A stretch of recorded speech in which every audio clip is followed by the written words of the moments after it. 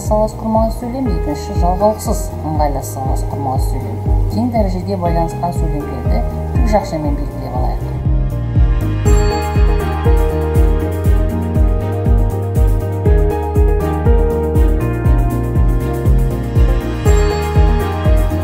Өздеріңізге жаңамен айтқандай, жалғаулықсыз ыңғайлас салғастырмалы сөйлем.